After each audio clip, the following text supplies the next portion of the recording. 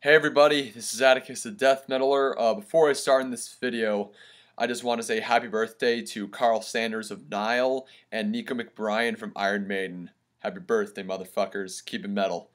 So, this video I consider is part 2 of the late David Brockie, also known as Odorous Orungus from Gwar.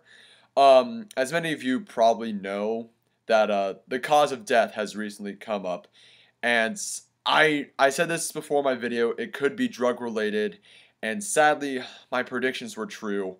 David Brockie was died from an accidental heroin overdose, and just when I find out all this stuff that happens to famous metal musicians and rock stars, it really pains me, and it just really sucks. And it's not something.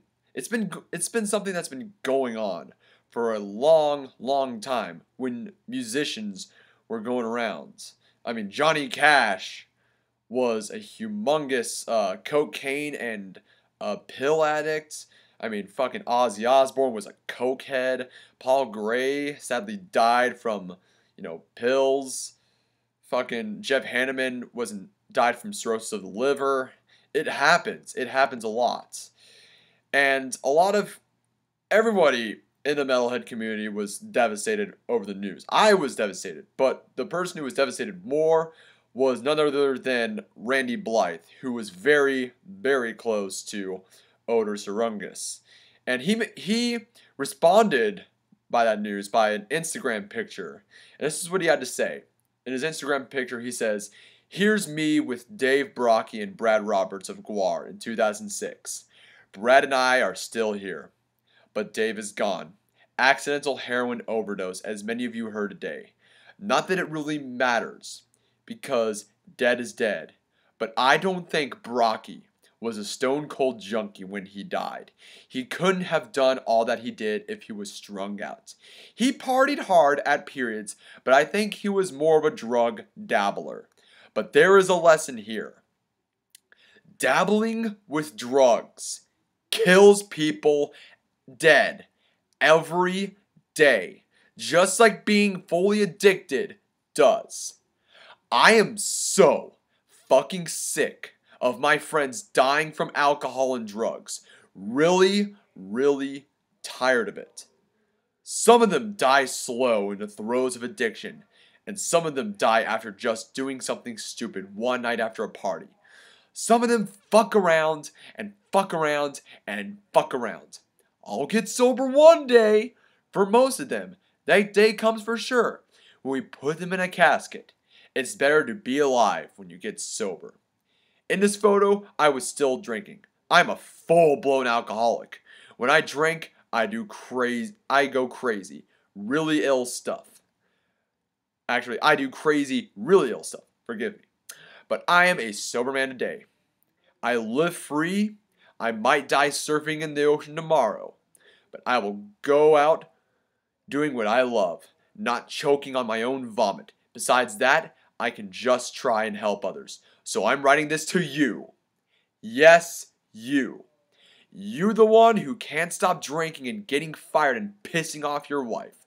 You the one who steals pills from your friend's medicine cabinet. You the one who is in a dark hole and wants to die, and the only thing that fixes it for a little while is a drink or a drug. Wake up. Get help. Stop. Please. I am fucking begging you. You can do it. Please get some help. If I can do it, anyone can. Because I was a total wreck for years. Just get some help, goddammit. And if you haven't started, don't. Just don't. There is nothing cool about being an alcoholic and a drug addict or dead. Trust me, for the love of God. Just don't start. Please. Now, I mean, if Randy Blythe ever had the job of being on the show Intervention, he would have done a fucking damn good job of doing that. I'm sure of that. And this really is personal to me. When I first saw that, I was very fucking emotional because, as I said before in 2 videos, my uncle was a chronic alcoholic and a chronic smoker. And, I mean, he was offered help many times, but he refused it. And drinking and smoking killed him. And it pains me knowing that, a person who cared so much about what I was doing in my life had these flaws in him, had these addictions going on. And, I agree with Randy. If you're one of those people who are struggling with addiction, get help. I've had a couple of my friends struggle with addictions. One of my best friends from kindergarten, he had an alcoholic problem. And guess what? He got the help he needed. He decided, you know what? I'm going to quit drinking. I'm going to get all the help I need because I do not want to see my mother and my father see me go through this shit. You know what? I was happy for him. I do drink a couple times, but I don't drink on a daily, day-to-day basis. I'm not like that. And of course I smoke on occasion. Just not a whole bunch. I rarely smoke. So, to all the people who are struggling with addiction, please, please get help. If my friends could do it, if Randy Blythe could do it, and you can do it as well. Also Ozzy Osbourne. You can do it. So, as always, I'm Atticus the Death Metaler. Hope you liked this video. Subscribe to my channel. The link is on the description below. Keep it metal. Have a wonderful day. And as always, there's people who care about you.